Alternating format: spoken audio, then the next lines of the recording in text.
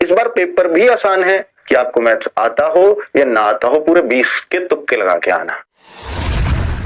तो ध्यान से सुनिएगा, जिनका एग्जाम नहीं हुआ है तो कैसा आ रहा है एग्जाम, ये सबसे पहला क्वेश्चन होना चाहिए बच्चों का।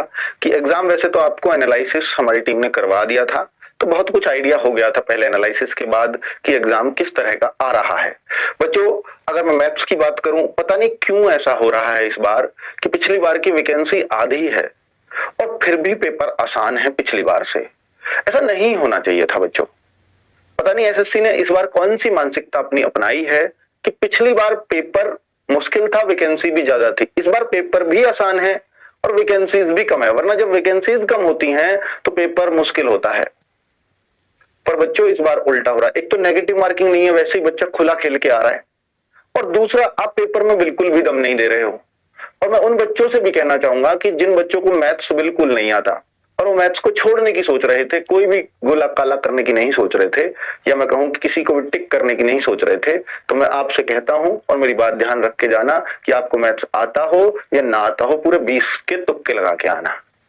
तुक्के के लिए नेगेटिव मार्किंग के बाद भी सपोर्ट कर रहा हूं। अब बहुत सारे बच्चे वहां कह रहे हैं सर मेरी कंप्यूटर स्क्रीन पे जब मैं नेगेटिव मार्किंग देखता हूं तो वहां लिखा आ रहा है कि आपका 0.25 मार्क्स हर क्वेश्चन का काटा जाएगा। तो ये तो सर 1/4 की ही हुई।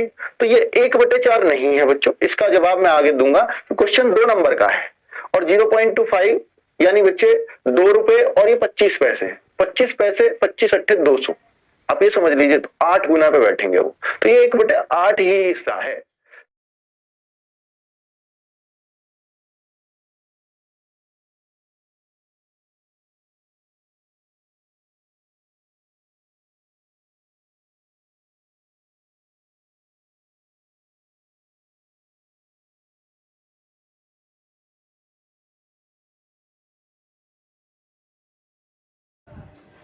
हेलो नमस्कार दोस्तों, जॉब जोरी चैनल में आपका फिर से स्वागत है।